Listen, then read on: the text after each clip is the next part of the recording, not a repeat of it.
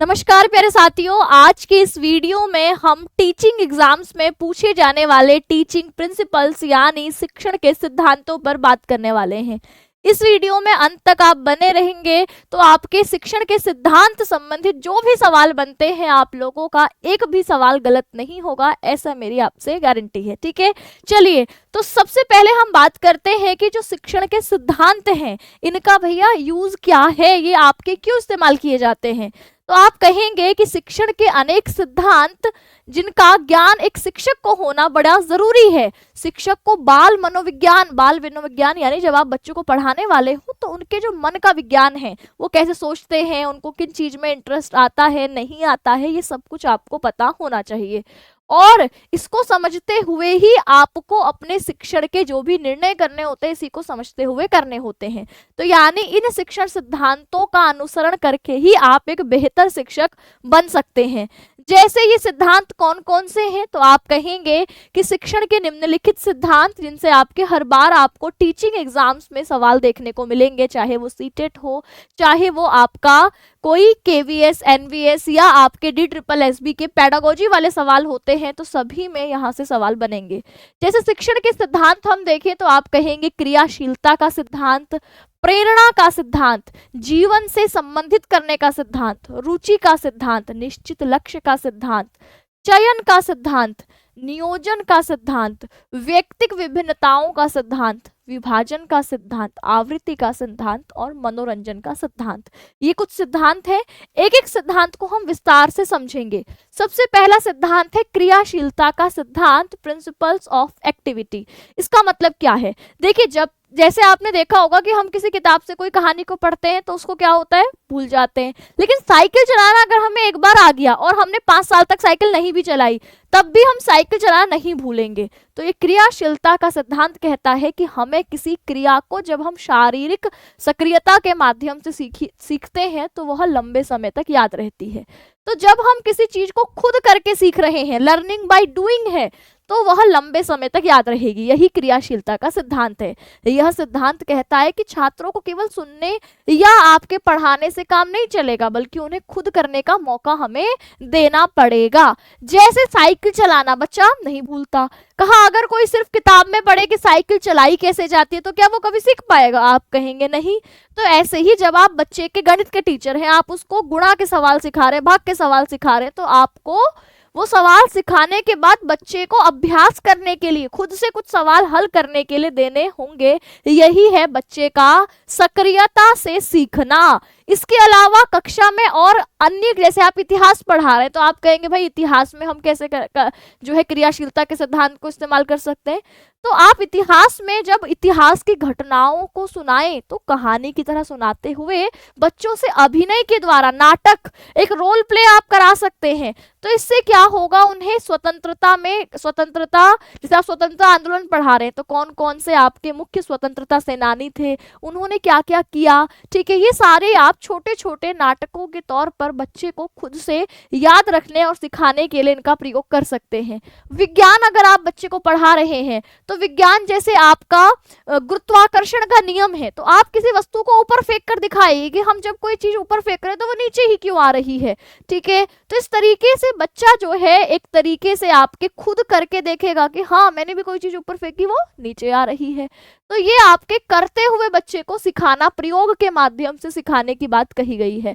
जैसे आप सीख रहे हैं कि भाई पानी में कौन सी चीज तैरेंगी और कौन सी डूब जाएंगी, तो आप बच्चे को करके सीखने का मौका दीजिए। आप भाषा पढ़ा रहे हैं तो अगर कोई सिर्फ हिंदी व्याकरण पढ़े और उसको प्रैक्टिस के लिए वक्त ना दिया जाए तो फिर वह भाषा सीख पाएगा, आप कहेंगे नहीं। तो हम बच्चे को वहां पर अभ्यास के लिए, जैसे मैंने संधि पढ़ाई तो बच्चे को खुद से 4 उदाहरण संधि के करने के लिए दिए। बच्चे को मैंने कोई कहानी पढ़ाई तो बच्चा अब उस कहानी को खुद से लिखना, सुनाना सीख पाए। बच्चे को आपने पत्र लिखने का तरीका बताया तो 1-2 उसी तरीके के पत्र बच्चा खुद से लिखेगा, तो वह सक्रिय होकर यहाँ पर सीख पाएगा। शारीरिक और मानसिक क्रियाएं 2 प्रकार की होती है। जब हम अपने शरीर का इस्तेमाल करके कुछ सीखते हैं, जैसे नाचना, खेलना, किसी अभिनय, नाटक है ना, प्रयोगशाला आदि, ये सब शारीरिक क्रियाएं होती हैं। मानसिक क्रियाएं जब हम सोचकर, विचार करके या कल्पना करके सीखते हैं। जैसे आप गणित के कोई सवाल करेंगे तो वहां आप सोचेंगे, है ना, अपनी तार्किक क्षमता को, लॉजिकल माइंड का यूज करेंगे। वहां पर आपकी पहेलियां हैं, पहेलियों का, आपकी भाषा में कोई पहेली है उसका अर्थ निकालना है, तो आपकी विश्लेषण क्षमता, विचार करके आप उसका अर्थ निकालेंगे। तो ये सब मानसिक क्रियाएं होती हैं। तो इस प्रकार आधुनिक शिक्षण विधियां जो कि इस क्रियाशीलता सिद्धांत का अनुसरण करती हैं, इसमें मॉन्टेसरी विधि है, जिसे छोटे बच्चों को हम खेल खेल में कुछ सिखाने की कोशिश करते हैं, या परियोजना विधि, बच्चे को आजकल स्कूल में प्रोजेक्ट दिया जाता है जिसमें बच्चा खुद आसपास के माहौल से, जैसे हमें दिया गया था एक बार कि सभी पेड़ों के पत्ते तोड़कर हमें उसका नाम लिखना था कि स्थानीय भाषा में लोग उस पेड़ को क्या नाम देते हैं और उनका इस्तेमाल किस लिए किया जाता है। तो हमें आसपास जो है लोगों से बात करते हुए एक एक पत्ते को फाइल में चिपका के उसके बारे में लिखना, प्रोजेक्ट है, सीख रहे हैं हम इससे। तो ये करके सीखने वाली विधि थी। समस्या समाधान विधि, छात्रों को किसी समस्या का हल खोजने के लिए खुद से प्रयास करने के लिए अवसर दिए जाए, तो ये भी करके सीखने के सिद्धांत पर प्रयोग होने वाली विधि है। तो हम कहते हैं कि भैया खुद से कर कर सीखना सबसे अच्छा है। इसीलिए अध्यापकों को चाहिए कि वह केवल आपके पाठ्य पुस्तक या बोर्ड के माध्यम से पढ़ाते ना रहे, बल्कि कुछ गतिविधियों को अपने पढ़ाने में शामिल करें, ताकि छात्र किसी भी विषय को गहराई से जाने और जीवन भर के लिए वो कॉन्सेप्ट, वो विषय उनको याद हो जाए।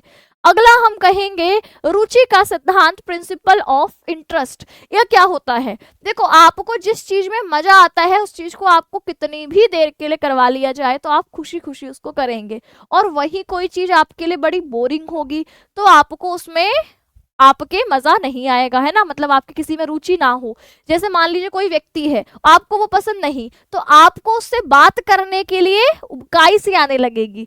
तो ऐसे ही अगर हमें कोई व्यक्ति अच्छा लगता है तो हम उससे घंटे उसके साथ बिता सकते हैं। तो इसीलिए आपके कहा कि हम जैसे ऐसे ही बच्चों के लिए भी, अगर बच्चों को किसी विषय में इंटरेस्ट नहीं है, उनकी रुचि नहीं हमने जगाई, तो वह बच्चा उस विषय में बोर होने लगेगा। तो हमें वहां पर बच्चे की रुचि को उस विषय में जगाना होगा। अच्छा, कैसे बढ़ाएंगे ये रुचि? तो कहा छात्रों को उनके जीवन का लक्ष्य समझाना कि आप भाई क्यों पढ़ रहे हैं ये, है ना। जैसे कि आपके बच्चा को गणित आपको सिखा रहे, लेकिन बच्चे के लिए तो गणित बड़ा मुश्किल है, तो आप उसको एग्जाम्पल दें। बच्चा क्या है, उसको क्रिकेट खेलने में मजा आता है, तो आप उस क्रिकेट को मैथ से जोड़ दें। कहा कि अगर एक बच्चा क्रिकेटर बनना चाहता है तो उसे बताया जाए कि क्रिकेटर बनने के लिए गणित और विज्ञान की समझ जरूरी है, क्योंकि वह खेल की गणनाएं, रणनीतियों से भरा हुआ है कि भाई बॉल इतनी स्पीड से आ रही है तो आपको किस डायरेक्शन में, किस दिशा में अपने बल्ले को घुमाना है। तो ये पूरी तरीके से गणित पे आधारित तो है। जब तुम गणित अच्छे से पढ़ोगे तो तुम अच्छे से खेल भी पाओगे और तुम क्रिकेट में जीतोगे भी। तो इस तरीके से बच्चे को गणित को उसके खेल से जोड़ देना, उसकी रुचि से जोड़ देना, ये आपके एक शिक्षक को करना चाहिए। कहा पढ़ने की जिज्ञासा, बच्चे में लगातार एक जिज्ञासा पैदा करना। ठीक है, जैसे आप उससे कहो कि अच्छा ये बताओ, पानी को से आप आग बुझा सकते हैं, कि आपको पता है पानी से आग लगा भी सकते हैं। छात्र अपने आप एक तरीके की जिज्ञासा उसके अंदर पैदा होगी कि ऐसा कैसे। तो जिस भी विषय को पढ़ा रहे हैं उससे जुड़े कुछ ऐसे सवाल जो कि बच्चे के अंदर इंटरेस्ट पैदा कर दे कि ऐसा कैसे हो सकता है, वो आपको पूछने चाहिए। पाठ का उद्देश्य, कि अगर हम कुछ पढ़ रहे हैं तो इसका क्या उद्देश्य, से आप गणित पढ़ा रहे हैं तो आप बच्चे को बोलो कि बच्चा अच्छा तुमको मम्मी ने 100 रुपए दिए और तुम जो है 35 रुपए की चॉकलेट तुमने खरीदी। अब तुम्हारे पास, जब तुमने 35 रुपए की चॉकलेट खरीदी तो दुकानदार ने तुम्हें सही से जितने पैसे तुम्हें वापस मिलने चाहिए वो मिले या नहीं मिले, ये कैसे पता चलेगा? जब तुम्हें घटा आती होगी, सब्सट्रैक्शंस आती होंगी, तो यानी गणित आएगी तभी तुम्हें कोई उल्लू नहीं बना पाएगा। तो ऐसे करके आप बच्चे को बताओ कि ये पढ़ाई क्यों जरूरी है, जो आप सीख रहे हैं वो कैसे आपकी लाइफ में मदद करने वाला है। ऐसे आपको पाठ का उद्देश्य बच्चे को समझाना होगा। ठीक है, फिर पाठ को छात्रों के दैनिक जीवन से जोड़ना। दैनिक जीवन से जोड़ना यानी आप जैसे बच्चे को प्याज की झिल्ली विज्ञान में पढ़ा रहे हैं तो आप उसको बताएं कि कभी तुमने प्याज काटा है, अच्छा प्याज काटते वक्त आंखों से आंसू क्यों आते हैं, इसके पीछे क्या कारण है। तो उसके दैनिक जीवन से वह प्याज की झिल्ली पढ़ाते वक्त आपने एक एग्जाम्पल शामिल कर दिया तो वह कहीं ना कहीं बच्चा उससे कनेक्ट करेगा, क्योंकि हमारे आसपास जो चीजें हो रही हैं हमें उसी के बारे में सुनना, पढ़ना, जानना अच्छा लगता है। ठीक है, जैसे गुरुत्वाकर्षण बल है तो आप उससे पूछो कि जब तुम गेंद ऊपर की तरफ उछाल रहे हो बेटा वो नीचे की तरफ ही क्यों आ रही है।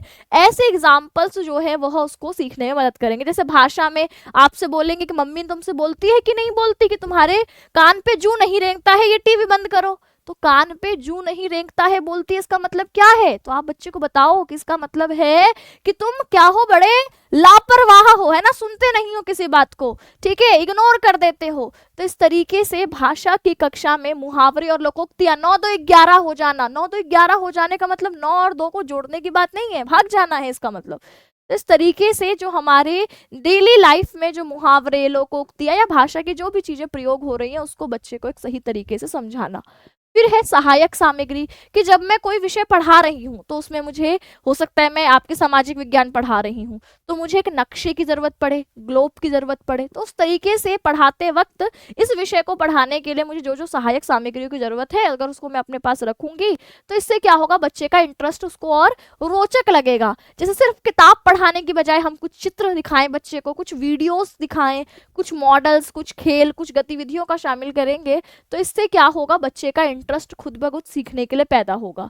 इतिहास की कक्षा में सिर्फ तारीखें रटवाए नहीं बल्कि नाटक दिखाकर उनको समय की स्थिति को थोड़ा सा जीवंत रूप में दिखाएंगे तो बच्चा सीखने में आपके जुड़ेगा। तो यही आपके इसी रुचि को जागृत करते हुए ही शिक्षा को प्रभावी बनाया जा सकता है। अब आ जाते हैं जीवन से जोड़ने का सिद्धांत, principles of linking with life. यानी आपके सीखने का सबसे अच्छा तरीका क्या है कि जब वो हमारे जीवन से जुड़ जाए। जैसे कई बार आप जब राम का एग्जाम्पल, रामायण पढ़ा रहे हैं मान लीजिए में, तो रामायण में हम राम का जब जिक्र करेंगे तो आप बोलो कि राम जो अपने पिता की आज्ञा की पालन करने के लिए 14 वर्ष तक वनवास रहे, क्या तुम अपने पिताजी की बात सुनते हो? अगर तुम्हारे पिताजी कहें कि बेटा तुम्हें 3 घंटे जो है वह बिना टीवी देखे, बिना मोबाइल चलाए पढ़ाई करनी है, तो तुम क्या अपने पिता की बात मानोगे? अच्छा, तो इस तरीके से आप उसको अगर उसके जो डेली लाइफ है उससे कनेक्ट कर दोगे तो बच्चा एक बार सुनने के लिए इंटरेस्टेड होगा। तो इसलिए कहा कि जब किसी विषय का संबंध हमारे दैनिक जीवन से होता है तो वो जल्दी समझ में आता है और याद भी रहता है। तो छात्रों की रुचि उन्हीं चीजों में होती है जिनका उसके जीवन से कोई ना कोई लेना देना हो। जब आप सुदामा कृष्ण की बात बताओ तो आप उसके फ्रेंड को शामिल कर लो कि तुम्हारा कोई बेस्ट फ्रेंड है, तो इससे क्या होगा, वह कनेक्ट कर पाएगा। तो इस प्रकार शिक्षक पाठ को जीवन से जोड़ के पढ़ाएंगे तो बच्चे कभी उस पाठ को भूलेंगे नहीं। अच्छा, आप कहो गणित पढ़ा रहे हैं तो गणित में हम कैसे जीवन से जोड़ सकते हैं? तो भाई जैसे आप संख्या रेखा पढ़ाओगे तो बच्चे के लिए बड़ा बोरिंग है, लेकिन आप उससे बोलो कि मैंने तुम्हें 100 रुपए दिए और तुम्हें क्या करनी है, अपने जो है 50 रुपए की चॉकलेट लेके आनी है, 30 रुपए की फ्रूटी लेकर आनी है, तो तुम क्या करोगे? तो इस तरीके से आप बच्चे को समझा पाओगे कि अच्छा तुमने इतने का खरीद लिया, अभी कितने पैसे वापस आएंगे। तो ये आपके उसके जीवन से जोड़ दिया, एक एग्जाम्पल ऐसा दिया जिससे कि बच्चा अब अपने जीवन में उस गणित के सिद्धांत को जोड़ सकता है। विज्ञान को भी जीवन से जोड़ना, जैसे गुरुत्वाकर्षण समझाने के लिए बताना कि भाई जब गेंद ऊपर ही फेंकते हैं तो नीचे क्यों आती है, ठीक है। भाषा और साहित्य को कैसे जोड़ें कि मुहावरे और लोकोक्तियां समझाने के लिए रोजमर्रा में इस्तेमाल होने वाले, जैसे 9 2 11 होना, तो आपके तेरे कान पे जू नहीं रेंगती है, ठीक है। तो इस तरीके के एग्जाम्पल्स को आपने वहां पर शामिल करना।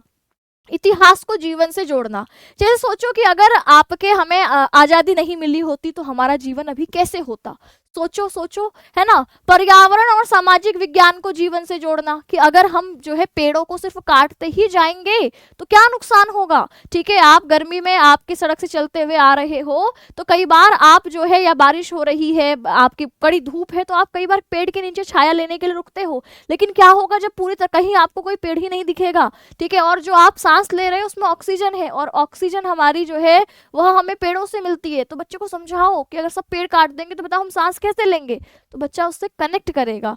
तो ये आपके हर विषय को पढ़ाते हुए आपको उसके जीवन से उसको जोड़ना होगा। इससे छात्रों की रुचि बढ़ेगी, उन्हें समझ में आसानी से आएगा, सीखना मजेदार हो जाएगा, लंबे समय तक याद रहेगा और इससे बच्चा अपने पुराने अनुभवों में जोड़ सकता है। तो ये क्या था आपके लिंकिंग विद द लाइफ, यानी लाइफ के साथ जोड़ करके पढ़ाना।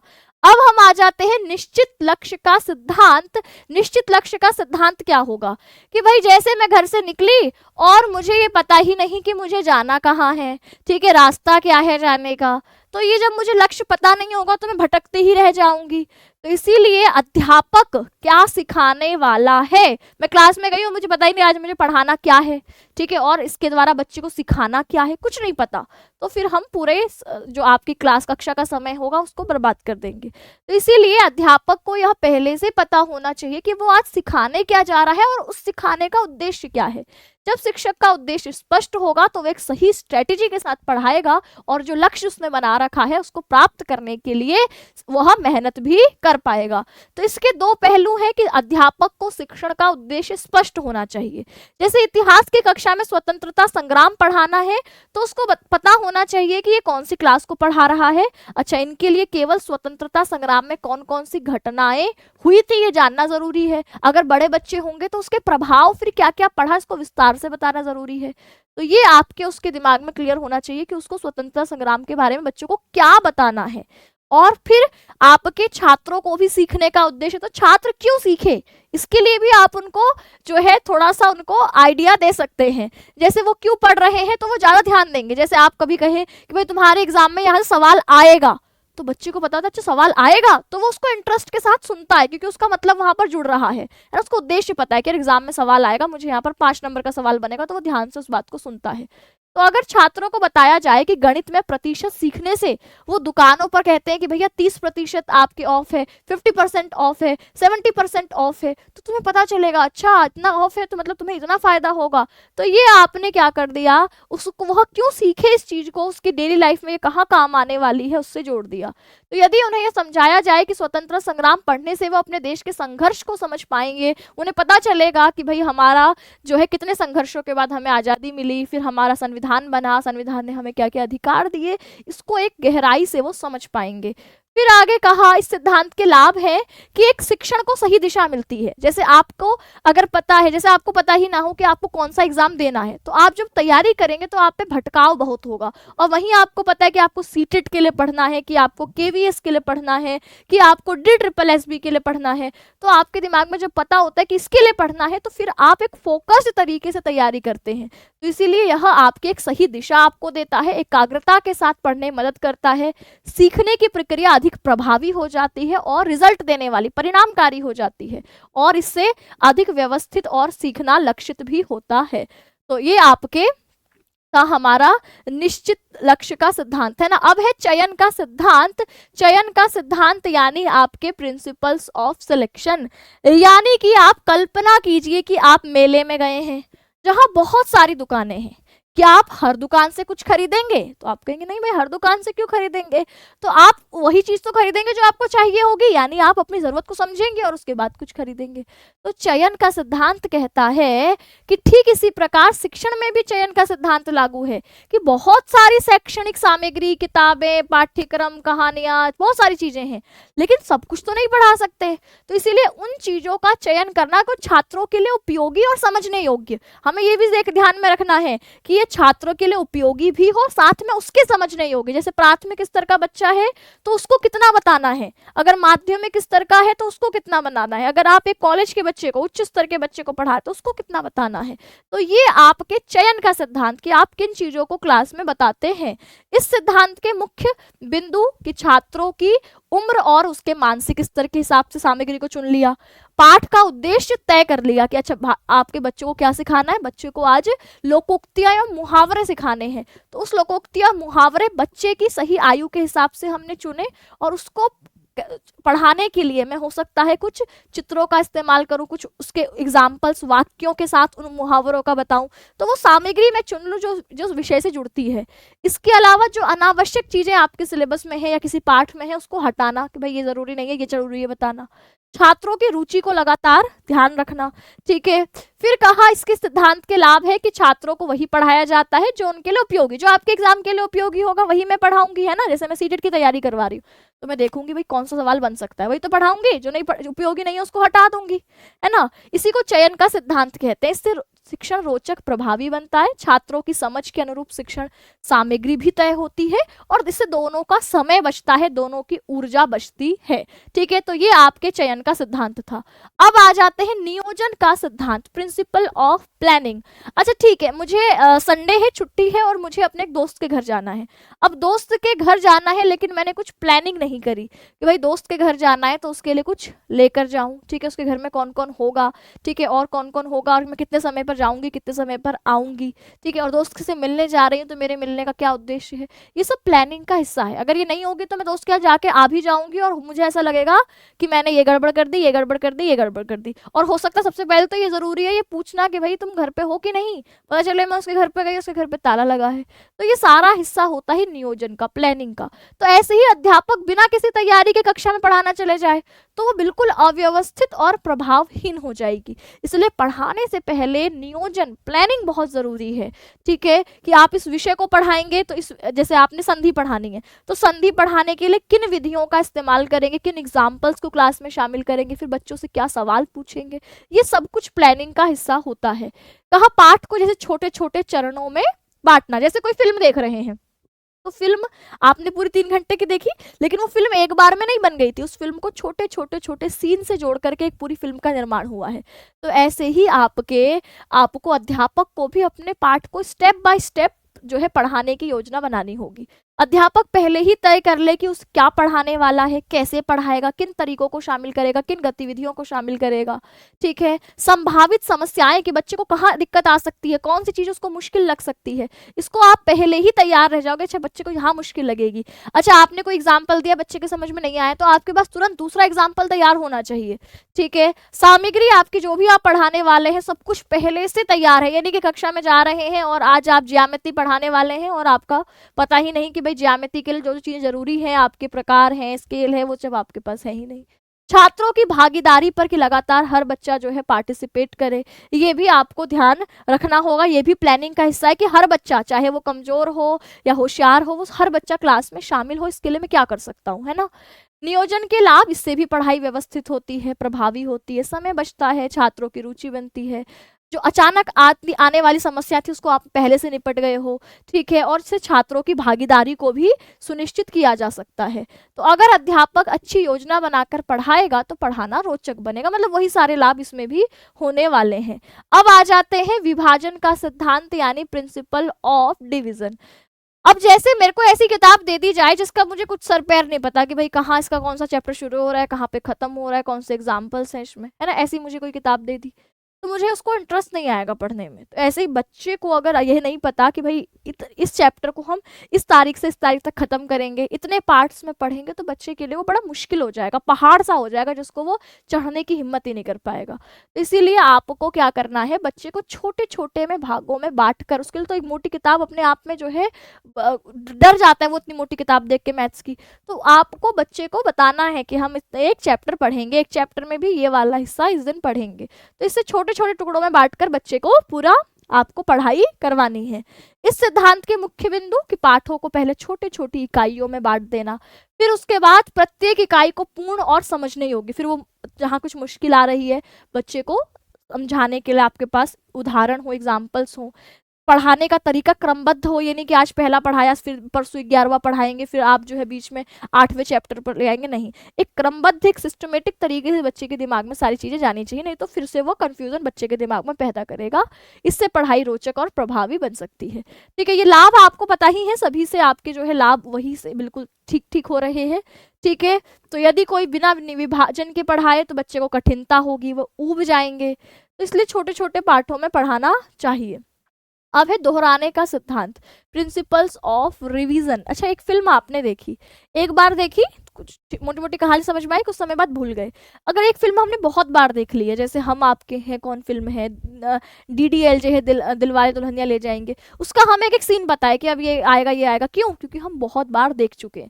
तो किसी चीज को बहुत बार देखने पर वह बिल्कुल हमारे अंदर रच बस जाती है, हमारी याद हो जाती है हमेशा के लिए, किस डायलॉग के बाद ये आएगा, अब इसकी एंट्री होगी, है ना। ऐसे ही किताब को है, यदि हम किसी चीज को सिर्फ एक बार पढ़ लें तो उसे दोहराए नहीं तो भूल जाएंगे, भूलने की संभावना अधिक है, लेकिन बार बार अगर उसका अभ्यास करेंगे तो वह हमारे दिमाग में बस जाएगा। इसीलिए किसी विषय को समझने और याद रखने के लिए उसको लगातार दोहराना बहुत जरूरी है। तो सीखने के बाद दोहराना जरूरी होता है, जितना कठिन विषय उतना अधिक दोहराओ, अलग अलग तरीकों से दोहराना चाहिए, और दैनिक जीवन में अभ्यास भी जरूरी है। इसके लाभ कि अधिक समय तक याद रहेगा, छात्रों को अपने अंदर एक आत्मविश्वास आएगा कि हमको ये याद है ना, तनाव कम होगा और याद रखने की, समझने की क्षमता भी बच्चे की बढ़ जाएगी। फिर है लोकतांत्रिक व्यवहार का सिद्धांत, यानी आपका प्रिंसिपल ऑफ डेमोक्रेटिक डीलिंग। अच्छा, आप क्लास में पढ़ाए जा रहे हैं, अपने हिसाब से सारी चीजें कर रहे हैं, बच्चे को सवाल पूछने की आजादी नहीं है, बच्चा अपना मत नहीं रख सकता, तो इसमें आप कहेंगे कि आप केंद्र पर हैं, जबकि हमें बच्चे को केंद्र में रखना है। तो लोकतांत्रिक व्यवहार है कि शिक्षक को छात्रों को खुलकर बोलने, उनको सोचने, अपनी बात रखने, इन सबका अवसर देना चाहिए। ठीक है, शिक्षण में छात्रों की सहभागिता, आप ऐसे नहीं वन वे बोले जा रहे हैं, बच्चों को अपनी बात रखने का मौका ही नहीं दिया। और उनके विचार, अब कोई ऐसा विचार भी हो सकता है जिससे आप सहमत नहीं है, लेकिन फिर भी आपको बच्चे के विचारों का सम्मान करना है, भले ही वो गलती भी कर रहा है। अगर आपने उसको डांट दिया, उसको जो है रोक दिया, उसकी पूरी क्लास के सामने बेइज्जती कर दी, तो उसका कॉन्फिडेंस, आत्मविश्वास डगमगा जाएगा। तो बहुत तरीके से आपको उसकी गलती को भी सुधारना है। शिक्षक और छात्रों के बीच खुला संवाद होना चाहिए। ठीक है, बच्चे डरे नहीं आपसे बात करने में, इससे छात्रों का आत्मविश्वास बढ़ेगा। स्वतंत्र रोज जो सोच है वो उनकी विकसित होगी, क्योंकि उनको क्लास में अपने विचार रखने का मौका मिला था। कक्षा का माहौल एक पॉजिटिव बनेगा, बच्चे आपसे डर के नहीं बल्कि आपसे दोस्ती के रूप में सीखेंगे। छात्र विषय को बेहतर तरीके से समझते और इससे बच्चे याद रखते हैं। तो हम कह सकते हैं कि लोकतांत्रिक शिक्षण का अर्थ है कि शिक्षक छात्रों को सोचने, बोलने, प्रश्न पूछने की आजादी दे। सहभागिता छात्रों की हो, क्योंकि शिक्षा का सही उद्देश्य जानकारी देना नहीं बल्कि सोचने की क्षमता का विकास करना है। तो ये थे हमारे शिक्षण के सिद्धांत, आपके प्रिंसिपल्स ऑफ टीचिंग। ठीक है, तो आप लोग कमेंट सेक्शन में बताएंगे कि भाई ये आपका एक सवाल है कि एक अच्छे शिक्षक के लिए सबसे महत्वपूर्ण क्या है। ये आपके पास 4 विकल्प है, इसमें सही जवाब आपको कमेंट सेक्शन में देना है। साथ ही ये वीडियो आपके लिए कितनी यूजफुल थी ये भी बताना है, कोई डाउट है वो भी पूछ लेना है, ताकि अगली वीडियो में मैं आपका वो डाउट क्लियर कर सकूँ। इस सेशन को हम यहीं एंड करेंगे। सभी को नमस्कार, धन्यवाद।